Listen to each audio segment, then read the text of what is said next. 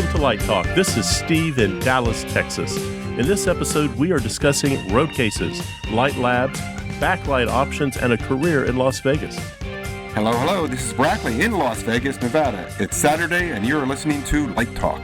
And this is David, coming to you from the beautiful Belmont Shore neighborhood of Long Beach, California. And if you don't already know, you are listening to Light Talk, and we are the Lumen Brothers. Hey, everyone. Welcome to episode 138. And we are 1 week out from our LDI show. Boy, that was something else. Wasn't that great, guys? Yes, we ran out of swag. Great. We got into swag trouble. We got into swag trouble. There was a near riot. There were people demanding more swag. Yeah, Stan was really upset because he was almost beaten up by the swag hounds. There were swag hounds here. So where's the swag? And we needed security. Well, I think it was the shot glasses that did it. We needed to order more shot glasses. We only ordered 60, but hey, we told people you got to be the first 60 to be there to get a shot glass. And those coffee mugs, boy, that's great. I actually use one to feed my dog with.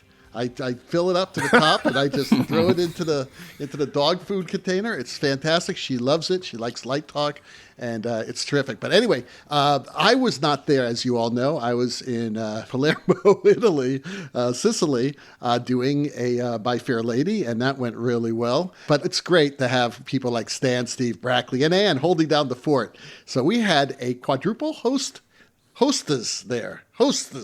Hosts, right? Like, Hosts. Yeah. Twinkie. We were all there. Hostess Twinkies. You guys are all there, and thank you so much. You guys, it was a great show, but you don't really need me, so that's all right. So listen, we're going to... No. You were the backbone. Do. You were the glue. You're the bone marrow that holds it all together. You were missed. What did Tom Luttrell say? That he was like the boil on the ass of the lighting design profession because he was just there when they were developing the Verilight or something like that. Or the pimple. That's what he said. He said he's the pimple. Did you see the posting of Tom Luttrell's advice to a young lighting designer? Yes, very smart. If it's a fast song, it's red. If it's a slow song, it's blue. That's getting down to basics. I mean, that's like climbing a mountain and seeing Buddha.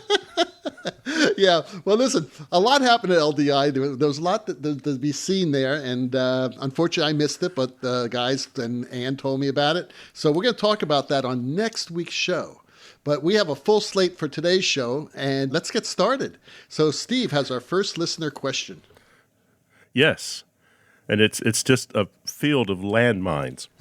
It starts with anonymous in the heartlands. I mean, that's heartlands. That's pretty rough. So that's a lot of America there. Anonymous in the heartlands. Like you, I teach at a university. An argument always erupts when I buy new equipment, and I want to also buy road cases. To me, this seems like common sense. Am I nuts? No, you're not nuts. No. I'm assuming. How do you protect the expensive equipment? Absolutely. A road case is vital. If you're buying today's equipment, you're investing a lot of money in it. Absolutely get a road case. The difficulty here is you're going to have to pay for one, though. Yeah. A cheap road case is not much better than a cardboard box on cheap casters. You want to get a good ATA case. ATA, Air Transport Association of America. That's the kind of gold standard for road cases. And a really good case is going to cost you some bucks. It's because of the way they're built. You have panels that are in two layers of material. You have an outer ABS or fiberglass layer. Then you have a middle layer, which is cabinet-grade plywood that's usually birch or poplar or maple. And then you have an inner layer that is made from some type of foam to act as a shock absorbent. So it's important to get a good case. Yes, I remember back in the day, they the cases used to come with some of the moving lights, but not anymore. No, they'll nickel and dime you to death. Right. Yep.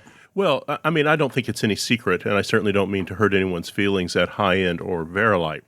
But those are good cases for me at a university because I'm just taking the light down the hallway to a storage area. Yeah, right. But if you're trying to put those lights on the back of a semi and go bouncing down the highway with them, forklifts are going to poke right through them. I mean, it's a $100 case. Right. So it's just not the same as paying $600 or $700 for a quality case. If you go back to those ATA cases, I didn't know this, the manufacturers do drop tests with those cases. Okay, I mean, I kind of figured that, but it's really brutal. It's usually from 3 feet. They do 180 face drops, 80 edge drops, and 40 corner drops on a case to make sure it's going to handle, being thrown in and out of an airplane, in and out of a semi. And you're just going to have to pay for that. Yeah, if you're going to be moving them around a lot, yes, you need a lot more protection. But just to keep the dust and the grime out of the lights is so important because let's face it, theaters are disgusting, dirty places. You got dust, you got paint, you got all that other crap around, you got, styrofoam dust, you've got all that can get into moving lights and completely destroy them. So if you're investing thousands and thousands of dollars into this stuff, yeah, I mean, at least take a big giant trash bag and put it over it or something like that. That's another good idea. That, if you have these lights hanging and they're doing work on stage where there's a lot in the air, like let's say they're painting and you get a lot of that paint dust in the air or paint fumes in the air or if they're spraying, put bags over those lights because you got to protect them because all that stuff will get into the lights, especially when you consider that most of these lights have fans or fan cooled and they'll pump air into that, which means they're pumping the dust and styrofoam and everything else.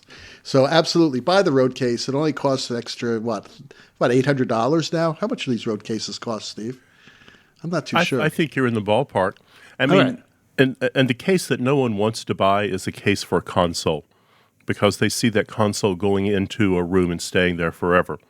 But it usually doesn't. If you have more than one theater, it's not unusual to have a console moved around. You might take your console out of the booth and move it into the auditorium for tech. That's the kind of danger zone when you're picking that console up and moving it down the staircase to another location. That one time that you drop it, you're going to be happy you had a case. Yes, and some of these companies will actually sell you used road cases at times, so you can always save some money that way if you want to. Yeah, almost everyone has an orphan section. And you'll find a one-off at some point where they'll just get rid of some of their old road cases. Also, you can find it at the used companies. I mean, Gear Source is pretty good about that. They'll have used cases. Mm-hmm. Right, and if you're keeping your console in the booth, you could also buy these things that you can cover, like a fabric cover that will cover the front of the console. We use that for I play keyboards in bands. Sometimes I keep my keyboards set up on stage, and I'll use these fabrics. It's sort of like an elastic fabric that will cover the keyboard itself to keep any grime and dust. Yeah, keep it clean. So even if you just do that, that's really important, and that's cheap. I mean, these fabric covers are maybe like $10, $15, $20 at the most. So yeah, take care of those electronics because when they go out, they go out, and you're down. You're down. Our next question comes from Carl in Minnesota, and Carl asks, does your school have a light lab? Well, how useful is it really? If I build one, what would you suggest? Very useful. Well, it depends on your electrician because if your electrician decides to use your light lab as a storage room, right. A designated space is very important. That's right. And it was funny because many, many years ago, I had these two students. They were wonderful students. But they were the biggest pigs that you've ever met in your life. These two guys, right? I'm not going to mention their names, but they know who they are, right? And they're both working in the business now. They're both very successful. But one day, I get a call from my administrative assistant, and she asked me, do you know that so-and-so and so-and-so have been living in the light lab? And I said, what? And I said, yeah, there's you should go in there and take a look. And I went in there. And sure enough, there they were. They were living in the light lab. So, and there were rats because there was food stuff they brought in also. So no, it's got to be a dedicated space like Brackley says. So how useful is it? It's very, very, very useful. Yeah, it's a combination useful for you to take a look at some of your colors, some of your angles, but it also is a great place for you to photograph scenic models so you can kind of get a sense of what the lighting is going to do to the scenery and or bring costumes in so you can really get a good sense of how your color is going to react to the color, to the palette of the costumes and the scenery. In terms of building one, our friend Kenton Yeager actually has a company that sells them. but you can also he also sells the parts, and I believe he sells the instructions, so you can buy all the materials and build it yourself. Do you have one? No, we don't have one. It's really expensive. You might want to take a second and explain to people what this is, because they think of a light lab as having a grid in it and some 6-inch Fresnels, it's a and that's not miniature what light Kenton lab. does. It's about Steve. What would you say? It was about 5 feet by. I'm sure I'm gonna not do the right dimensions, but 5 or 8 feet by 6 feet by 4 feet high, something like that. That's sounding right. Yeah. So you need like really small students. And no, it's really small students. Oompa Loompas. Oompa Loompas, and you can, but it fits a good size. You can do lots of good projects with it. If you ever go to USITT or SCTC, he brings it there so you can look at it. He completely rethought what a light lab needed to be, and so he shrunk it down and used these kind of museum lights really to make it work. And it's, he has pushed this for a long time, and it's very successful. And he actually has miniature moving lights. Wow. Does he? I didn't know that. So cool. If you're going to build a light lab, I think I would suggest maybe you think beyond the traditional idea of a mannequin in there with a Fresnel shooting at it. You might also build yourself a combination light lab, visualization studio, programming suite. Absolutely. So there's a lot that can be going on in there rather than just some lights. Yes. You can really make use of that space for a lot of classes. Absolutely. Yeah, multiple console faces, things like that. Mm-hmm. Yeah, why not? Why not make it a larger type of experience room where you can do visualization?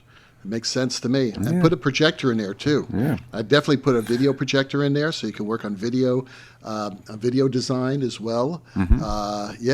I mean, things are cheap enough nowadays where you can, get this equipment at lower prices where you're not spending hundreds of thousands of dollars. So absolutely. I think it's great. I think light labs are really important because, listen, there's only so much you can teach in a classroom. You got to get out there and do it.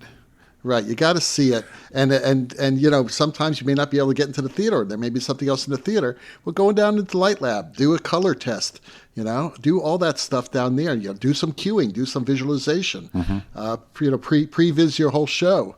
That's how you do it. And instead of talking about it in class. And I would say when you're asking for money for this, I wouldn't call it a light lab. I'm going to give you the best advice you've had. Right. When you're talking to the dean, say you're creating a sandbox for experimentation. Ooh. And then explain what it's going to do. Yeah. Light lab, what does that mean? But Tie if you it start into talking, the curriculum. Yeah. Yes, absolutely. Sandbox. Yeah. Okay. So the next question comes from Rhonda in North Carolina. She goes, can you suggest a good replacement for 24 PAR 64 backlights for our auditorium? We have good funding, so we don't need to go cheap. LEDs. I would just replace them all with LEDs. Put a bunch of BIs in there. There you go. That good funding, why not? Yeah. So that's what I would suggest, because PAR 60, the lamps, I guess, are not going to be manufactured for much longer. Yeah. If they may have been stopped manufacturing already. So I think the LED is the best solution if you have the money. She could also think beyond a Parcan. She could think about an ellipsoidal. Yep. I mean, Moving all lights. the major manufacturers have incredible things. Moving lights now, you can get a serious little moving light backlight for $1,500, $2,000. Yeah, get 24 Vipers in there, and that would be great. No, Vipers are too expensive. The lamps go out. I know. But here's get some BMF. Well, their lamps go out too. But no, I mean, Steve has a really good point here. Why get a Parcan when you can, or a par-like wash light, when you can get a moving light where you can have all the color changing and you could soften it so it looks like a par, and it's just as powerful, and you have shutters too. And you don't need to have a ladder to focus them. You don't exactly. You don't need to go up there and focus them. So if you're funding, if you have good funding, forget about the old thing about you have to have Licos for the front and high side light be Licos, all that. No. You can your backlight does not have to be PARs or Fresnels. Forget about Fresnels. I mean, how many people use Fresnels anymore? I mean, really. I mean, I stopped using Fresnels 25 years ago. I mean, it's why I just don't understand why people waste money on a Fresnel on like a 6-inch or an 8-inch Fresnel. No, get a light, a profile light that you can frost, that you can diffuse the light. And then it gives you so much more, and as far as control. So yeah, if funding is no problem. There are a lot of good lights out there right now that aren't that expensive, or just maybe a little more expensive than an LED backlight. You are listening to Light Talk with the Lumen Brothers. Light Talk is sponsored by Total Bastard Products. That's right, from way up in the Texas Panhandle, it's Total Bastard Products. Well, it's that time of the year once again, and that means the senseless death of 45 million turkeys, annoying sugar plum fairies, and tarted up Christmas decorations on your house. But don't worry, the good men and women of Total Bastard Products have you covered. Are you tired of taking your life in your hands each year by putting up exterior lights only to have to take them back down again in June? Ladders are dangerous. The juice hose and the Never Trip breaker can only do so much to keep you safe. Introducing the Krampus Continuous Loop Film Projector. That's right, that Central European folk hero Krampus. That horned figure described as half goat, half demon, who, during the Christmas season, punishes children who have misbehaved, in contrast with St. Nicholas, who rewards the well-behaved with gifts, can now dance, lurk, and menace at your house. As an added bonus, you can put it up at Halloween and get even more bang for your buck. It's even IP65 rated. Well, now it's not going to be Christmas without wobbly sugar plum fairies, fruitcake, and eggnog. If you're like me, you hate all three, and I bet your neighbors do too. Using our holiday outdoor projection system, throw a block party and turn the exterior of your house into a giant interactive video game. Now you can throw fruitcake at the dancing sugar plum fairies. Miss, and you have to drink a shot of eggnog. Who will be the last man standing when you play Kill the Fairy? Oh. Finally, our trio of holidays would not be complete without a tip of the Stetson to Thanksgiving, or as I like to call it, the season of death. Remember that it was Benjamin Franklin himself who wanted the turkey, not the eagle, to be our national symbol of strength and wisdom. So this year, start a new tradition by sparing the bird and trying our new black-tailed prairie dog souffle. Our souffle has that subtle egg flavor that you've come to expect, enhanced with the essence of prairie dog. As for texture, think of eating a cloud that melts in your mouth with a moist, almost undercooked center. If you like our prairie dog, then ask about our complete varmint holiday menu. That's right, boys, meat's back on the menu with armadillo, bat, and mole. How do you know you're getting genuine, Total Bastard products? Just look for that caveman holding a roll of gel on the label. Happy holidays, y'all, even the folks up in Oklahoma. And now, back to Light Talk. Well, the sound of those ducks tell us that once again it's time for our favorite segment, Let's Talk About. And today, in the spirit of Thanksgiving and the coming holidays of Hanukkah, Xmas, and of course, Festivus for the rest of us, we're going to talk about something really depressing. Because I had someone come up to me the other day, and this woman has been in theater lighting design for, 15 years, and she's just hit a really bad spot where she's not getting any gigs. And she came up and she asked me, when do you know when to throw in the towel and give up on show business? Now, I think this is a question that everybody in show business has been asking for hundreds of years. I don't know.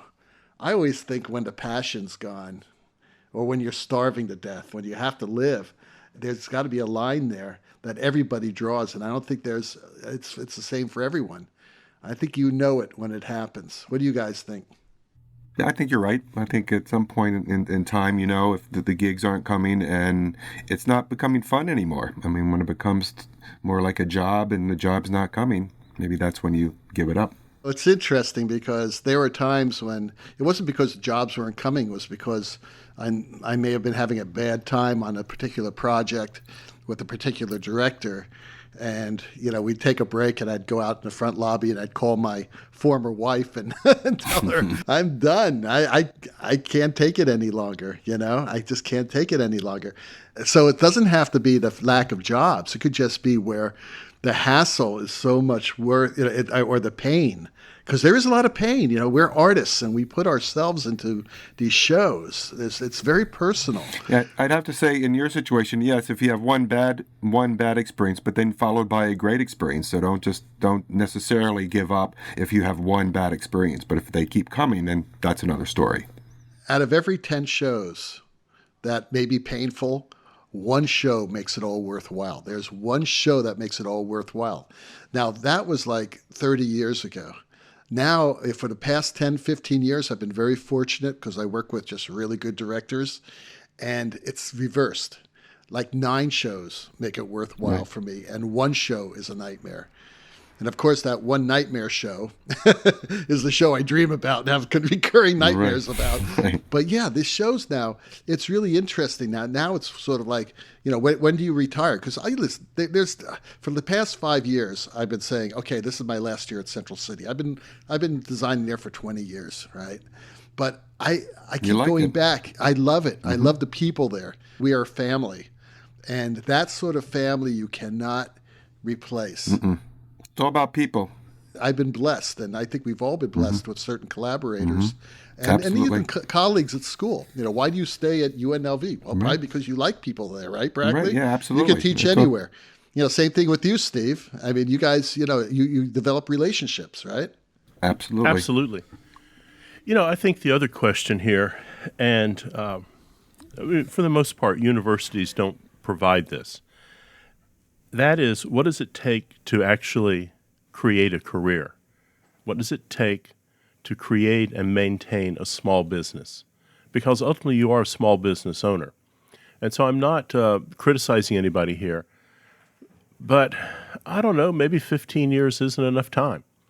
If you're having to learn everything, if you don't know how to build a business and how to advertise and market and create a base of clients, that you could be the best designer on the planet. And if no one knows who you are, that's a real kind of difficult thing to overcome. So I think part of this too is, I have people who walk by my house all the time, and they are landscapers, yard people. And they knock on my door. I want to paint your house. I want to trim your trees. I want to mow your grass. Do you need any roofing done? They're out, 7 days a week pumping for business. And they build a client base. So I think we don't necessarily teach students how to do that. I think I mentioned this a couple years ago. When I was just kind of getting going, I started sending resumes up to Seattle Repertory Theater. And I don't know, I was 19 maybe. And I sent those suckers a bunch of resumes. Like, I sent them a resume about every 2 weeks. Just resumes are going into their office. And one day I got a letter from them. And I thought, oh, yeah, this is great. And I opened the letter and it said, Dear Mr. Woods, we now have 17 of your resumes. Would you please stop sending us resumes? But I think you have to do that. You have to be hungry, and you have to build that career. That means you're building a career in entertainment. Is that television, film, theater, opera, dance? Is it photography? Is it industrial work? I think you've got to be hungry for every bit of it. You got to be marketable for all of those things if you want to get a job. If you just go somewhere just to do theater lighting design, you're not going to go very far because nowadays there's so many more options out there. I was talking to someone a couple of days ago who is working on a movie, and we were talking about that, and he says, why haven't you done this? And I said, it's just a world I know nothing about. It's outside of my wheelhouse. If it's video, I'm happy with that. But when we start getting into film, this is I think, a very demanding field and a very unique field in technique. And we were talking about that, and he said, well, I've got a small thing coming up, an independent film. And he said, we can teach you. We can teach you. The production budget's about $500,000. And I'm not going to completely screw it up. I know that. but you also have to find someone who's willing to give you a chance, and you have to be honest. I think I can do it, but it's going to be a rough road. He says, we'll find the people around you to make it happen. So I'm anxious to see what happens. Great. Sounds good. Yeah, I think a lot of it is new challenges. You have to challenge yourself, because if you keep on doing the same thing, you're going to get bored. You have to take on your own responsibility, your own career, your own creative growth into your own life, and try something new. Start composing music, start writing. Have more of that type of outside creative influence, channels to be creative with. So Brackley has our last question of the day. David in Georgia. I'm the proud owner of a BFA in lighting design. I'm thinking about moving to Vegas. What can I expect? Am I better off moving to Chicago or Los Angeles? That's a hard thing, because if you don't have a job, we have lots of people that come here thinking they're going to get jobs, and unless you have some sort of an in or some sort of, again, resume, sending your resume to one of these companies, it is not as easy as you think it would be, because a lot of shows are happening, but they really hire, if you want lighting designers, they really hire a lot of them from outside, from New York or Los Angeles.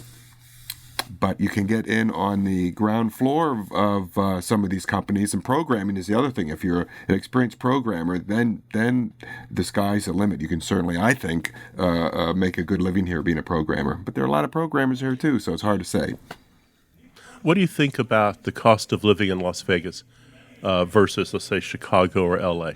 Well, it's hard to say. Everything's becoming more expensive. I think it's cheaper. In the long run, it's cheaper, although the rents are getting more expensive than they were even 5 years ago. So, but I would say that the cost of living, the weather obviously is better than Chicago. But Los Angeles is another good one, or New York, too. A lot of the BFA students will go just headquarter themselves in New York and just, plant their bodies there. What do you guys think? Yeah, I think you covered it, because it's like that everywhere in showbiz. Have you guys seen that new Eddie Murphy film called Dolomite Is My Name? It's on Netflix, and it's actually a true story about this amazing entertainer back in the 70s who created a lot of the blaxploitation films. But Eddie Murphy plays this entertainer, and it's a guy who's just trying to make it in L.A. And even though he moved, I think he moved from Nebraska to move to L.A., and just the struggles. And you got to do it. Sometimes it's driving an Uber just so that you can pay the bills, and then working in the evenings, getting on calls, working for free sometimes. It's really difficult to pick up from someplace and move somewhere expecting a job. It doesn't happen. I mean, if you're lucky, maybe it will happen, but I don't know. It's not a regular thing. And a lot of people come to LA for dreams. They want to be a movie star. I'm going to move to LA and become a movie star. Well, I don't think it's that easy, but it's the same way with lighting design. Same thing with Vegas. It's the same thing in Vegas, the same thing in New York. I would almost suggest you talk to whoever you got the BFA from, and they have networking possibilities in some of these cities. I would say that would be a good in for some of this. Let me put you on the spot, Brackley. Is there any kind of organization or central area? Is there some place that someone just moving to Las Vegas can find out who the production managers are or who they talk to at a casino? I've never worked there. What's my first step when I get off the bus? The problem is that most of these shows are run by casinos, so it's run by the corporate casino. So you can go online to all the casinos and find out what job openings there are. But the lighting design specifically, they're done usually from afar. They actually, like all the Cirque shows are all done by people from outside of Las Vegas, although they have people helping to program that live here. And but that's hard to follow. It's who you know in all these cities, really. It's always who you know. That's why networking, is so important. But just doing the resume thing doesn't hurt. Send a lot of resumes out. Yeah, and also what I always talk about is find out who's coming to town, write them an email, say, can I shadow you? And most of the time you're going to get, yeah, sure. Because believe it or not many people do that. Right, and I get not a lot, but I get some people that they want an assistant, like David Finn, who just did the RUN for Cirque. They had one of my students as their assistant, so they know if there's a school in the city, that's a good place to go to. Look, I just opened 2 shows last week, And both shows, I went through hell getting an assistant. I mean, all my students were working. My former students were working. My friends' students were working. It was amazing. I ended up with a junior, a BFA junior from USC, a really great guy who did a great job on this one show in LA, and an older assistant that I knew in Venice who came down to do my show in Palermo. I would rather bring, people that I know, that I've worked with. Now, the assistant in Palermo, Peter, I've known him. I've worked on shows with him before, but it was just by chance he was available. This guy works all the time. So I got very lucky. Start out as basically a gopher. Start out as someone who was interested in the designer's work. Contact the designer. I know you're coming into Vegas. You want me to, do track notes, get coffee. I would guarantee like 90% of the time the designer's going to say, sure, what's your name?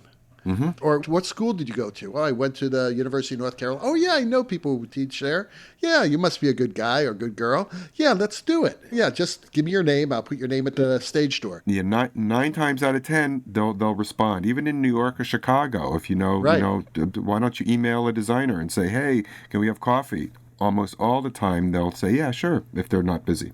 I tell my students that all the time. Say, look, we live in L.A. You want to make connections? Find out who's coming to L.A. and write them an email. Right. So it's too late now, but what I'm hearing is that for some of our undergraduate listeners, and maybe even graduate listeners, they need to plan a trip to LDI next year, and they need to add 3 or 4 days on top of it, and they need to contact these designers and production managers and say, I'm going to be in town the week of. And maybe they come in 3 days early or leave 3 days late, but they just start pounding the pavement, heading resumes out. I saw that happen at LDI 4 years ago. Believe it or not, I met this young woman at Brackley's portfolio review. Yeah. She was from Mexico City. Oh, I remember her. Yes. And have you found out what happened with her? No. Anyway, she's fabulous. She was showing me this light lab that she set up in her bedroom, and she videotaped all these different lights. It was really interesting stuff. And she kept in touch with me because she was really interested in liquid light shows. This is a young woman. She was probably in her early 20s. Mm-hmm. So I said, I know Josh White, and he invented, one of the inventors of the liquid light show. Let me, hook you up. And they got hooked up, and now I think she's working for Roby, or she's working for Chauvet. I mean, it was just a matter of time until she started to meet these people because she placed herself in a position of opportunity. Mm-hmm. And that is the key. Don't sit around and complain that you're not getting any jobs or that you're not making connections. Be proactive. Put yourself in a position of opportunity. If you put yourself there, it's going to happen. Mm-hmm. But it's not going to happen if you sit at home. Right. So anyway, hey, you guys made it back from LDI. Fantastic. I'm so happy that I actually have colleagues who didn't get lost in LDI. Although I heard that Stan is still out there somewhere on the streets of Las Vegas Boulevard. So that Hammond organ solo tells us that once again, you've been listening to Light Talk. Check out our website on lighttalk.org for future guests, and be sure to follow us on Facebook. You can listen to Light Talk on any of your favorite podcast sites, including Spotify, TuneIn, iHeartRadio, and livedesignonline.com.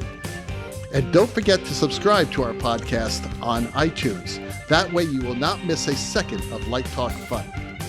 No guarantee is offered regarding the accuracy of any statements or opinions made on this podcast. And if you choose to litigate, the law firm of Fleck, Flott, Flare, and Glare and their paralegal Snoot will defend us until our retirement funds are depleted. Light Talk is written and produced by the Lumen Brothers, coming to you from Long Beach, Las Vegas, and from deep in the heart of Texas. And join us next week when we talk about everything that Brackley and Steve and Stan and Ann saw at LDI. I can't wait to hear all the news. All that and a new sponsor. Light Talk, broadcasting questionable Lumen knowledge and humor around the world. So see you all next Saturday morning. Bye-bye from Light Talk. Bye-bye. Toodles.